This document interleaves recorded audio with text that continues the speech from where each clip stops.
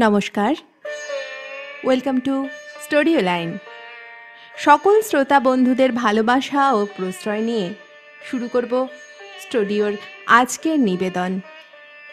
মনের ক্যানভাসে ভিন্ন স্বাদের গল্প আঁকতে আজই সাবস্ক্রাইব করুন স্টোরিও এবং পাশে থাকা বেল আইকনটি প্রেস করুন, যাতে আপনার শ্রবণে, মননে, অনুভূতিতে আমরা পৌঁছে যেতে পারি।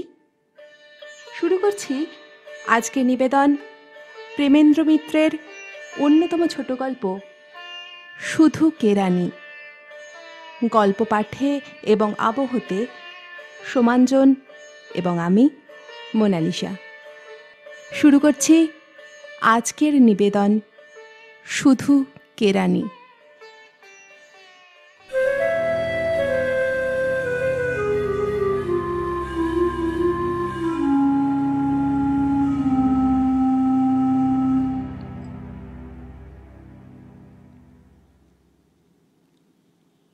তখন পাখিদের নীড় বাঁধবার সময়।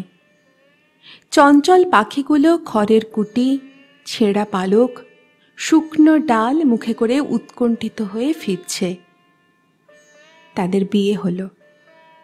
দুটি নেহাত সাধাসিধে ছেলেমেয়ের। ছেলেটি মার্চেন্ট অফিসের কেরানি।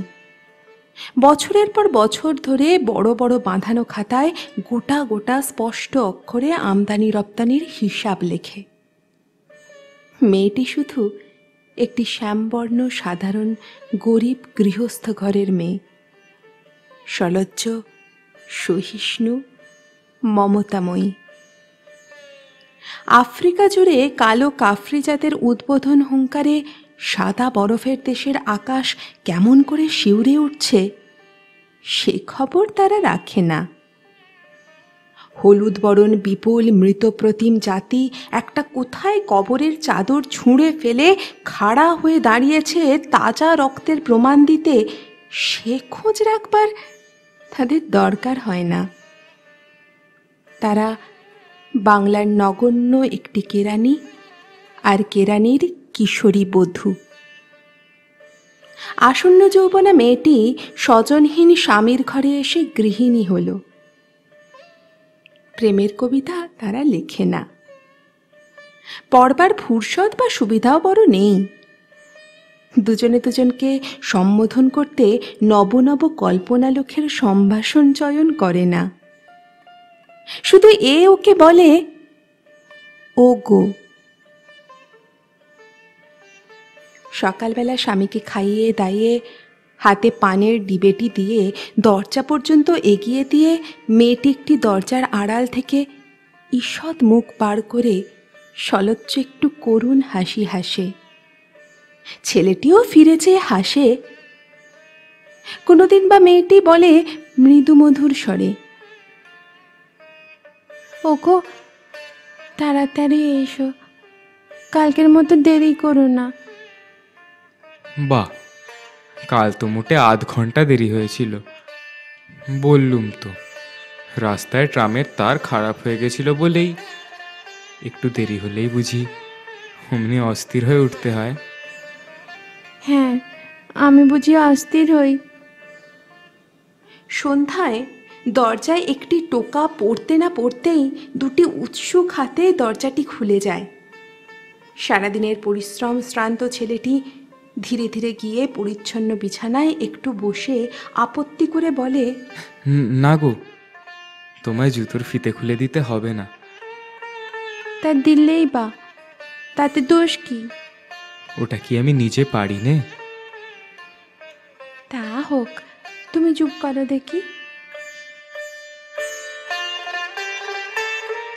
ছুটির দিন তাদের আসে। সেদিন একটু ভালো খাবার দাবারের আয়োজন হয়। কোনোদিন দুটি একটি বন্ধু আসে নিমন্ত্রিত হয়ে। মেয়েটি সলজ্জ সংকোচে আপাদমস্তক অবগুণ্ঠিত হয়ে পরিবেশন করে। সেদিন বিছানায় আলস্যে হেলান দিয়ে গল্প করার দুপুর।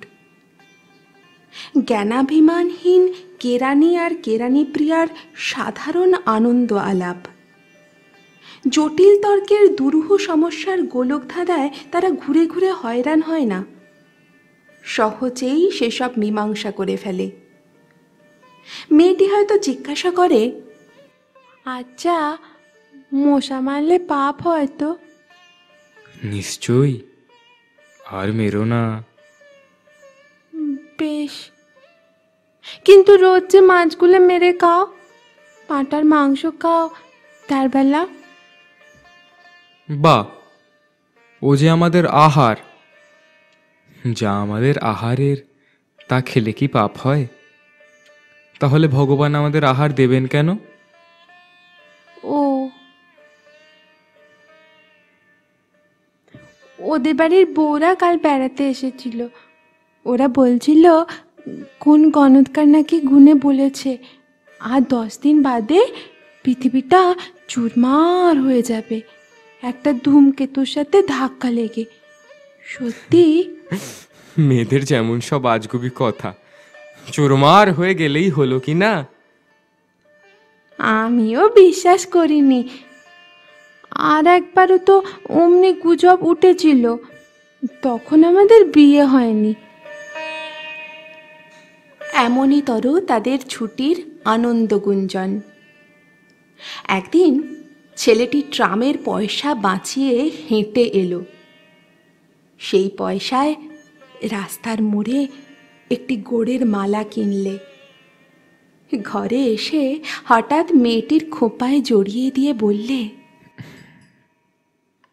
বলো দেখি, কেমন গন্ধ? কেন আবার তুমি বাজে পয়সা খরচ করতে গেলে বলো তো? বাজে পয়সা খরচ বুঝি? ট্রামের পয়সা আজ বাঁচিয়ে তাইতে কিনেছি। এই চাই ফুলের মালা কিনবার জন্যে তুমি এই পথটা হেঁটে এলে? যাও, চাই নেই আমি তোমার ফুলের মালা। বাহ, অমনি রাগ হয়ে গেল? সব কথা আগে শুনলে না কিছু না, অমনি রাগ। আজ অফিসে বড্ড মাথাটা ধরেছিল। ভাবলুম মাঠের ভিতর দিয়ে হাওয়ায় হেঁটে গেলে ছেড়ে যাবে। তার উপর সকাল সকাল ছুটি হলো।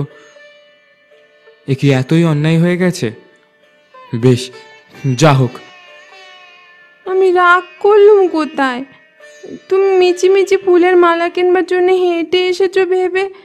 দাও, ফুলের মালাটা ফেলে দাও তাহলে।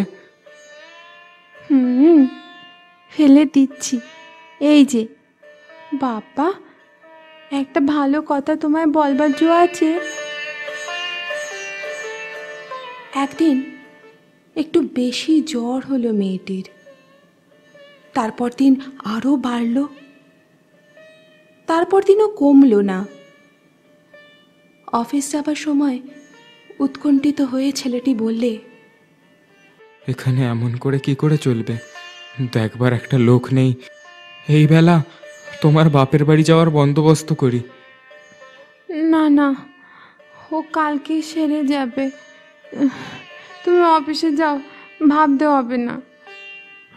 না, আমার আর সাহস হচ্ছে না। আমি সমস্ত দিন অফিসে থাকি। জ্বর বাড়লে কে তোমায় দেখে? তোমায় রেখে আসি, চলো ওখানে। আমার সেখানে ভালো লাগে না। জ্বরের মধ্যে রাধারাধি নিয়ে দুজনের রাগারাগি হয়। মেয়েটি বলে, আমি খুব পারবো, তোমার নাকে অফিস যাওয়া হবে না। তুমি পারলেও আমি রাঁধতে দেবো না। আমি না হয় হোটেলে খাবো। হ্যাঁ, ভদ্রলোকে বুঝি হোটেলে খেতে পারে? দরকার হলে সব পারে। তোমার এখনো তো দরকার হয়নি।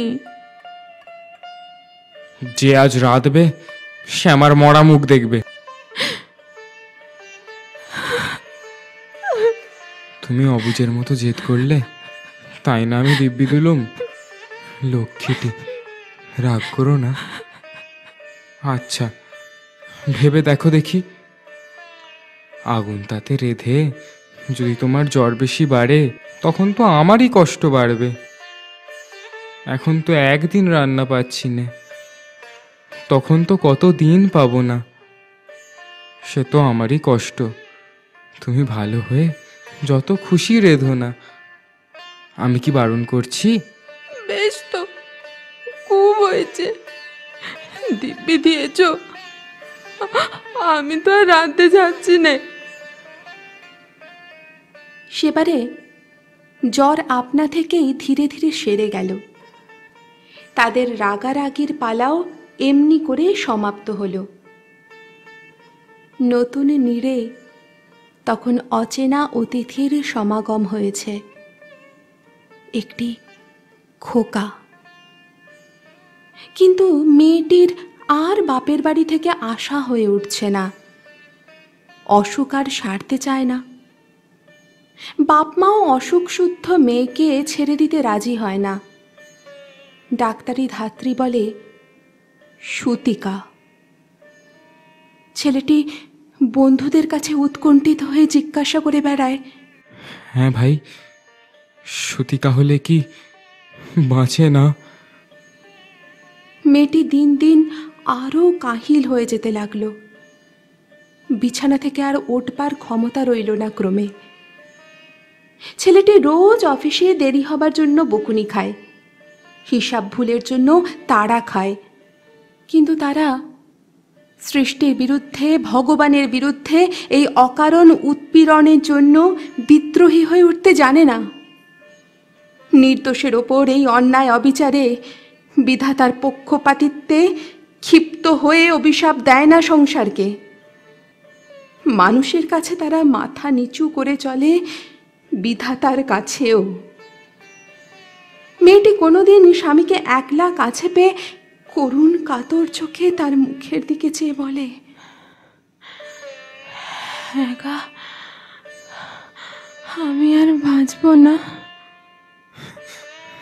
কি যে পাগলের মতো বলো, তার ঠিক নেই। বাঁচবে না কেন? কি হয়েছে তোমার? আমি আমি মরতে চাইনি কিছুতেই। ওইসব আজগুবি কথা কোথায় পাও বলো তো? একটা হাসি আছে, কান্নার চেয়ে নিদারুণ, কান্নার চেয়ে যেন বেশি হৃৎপিণ্ড নেংড়ানো। রোগ কিন্তু ক্রমশ বেড়েই চলল। মেয়েটি আর স্বামীর কাছে জিজ্ঞাসা করে না, হ্যাঁ গা, আমি বাঁচব না। বরঞ্চ তার সামনে প্রফুল্ল মুখ দেখিয়ে হাসতে চেষ্টা করে বলে, তুমি ভাবছ কেন? আমি আমি তো শিগগিরই সেরেই উঠছি। তারপর ঘরকন্যা পাতবার নব নব কল্পনার গল্প করে। কেমন করে ছেলে মানুষ করবে, তার নাম কি রাখবে, এই সব। ছেলেটিও তার শিয়রে বসে করুণ হেসে তার শীর্ণ হাতটি নিজের হাতে নিয়ে স্তব্ধ হয়ে শোনে। মেয়েটি বলে, তুমি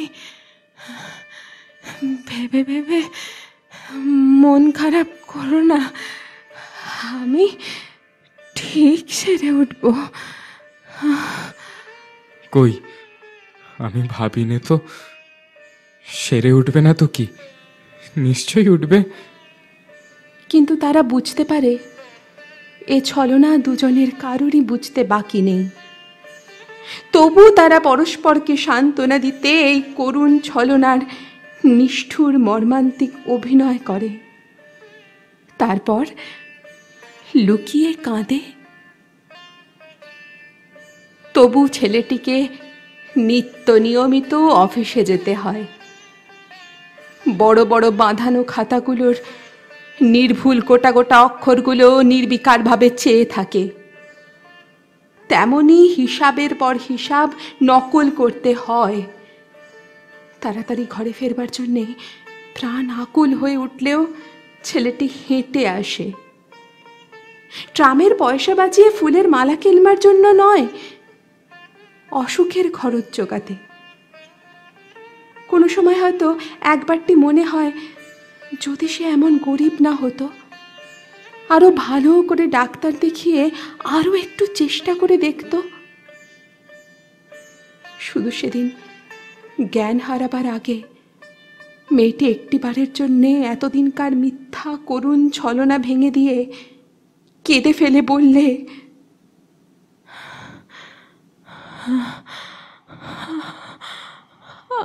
আমি আমি মরতে চাইনি, ভগবানের কাছে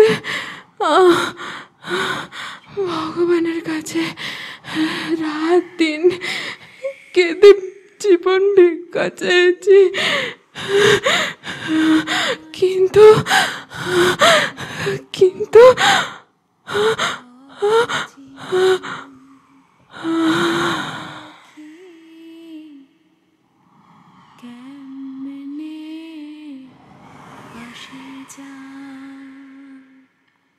সব ফুরিয়ে গেল। তখন কালবৈশাখীর উন্মত্ত মশীবরণ আকাশে নীড় ভাঙার মহোৎসব লেগেছে। দিতাম পাখি পায়,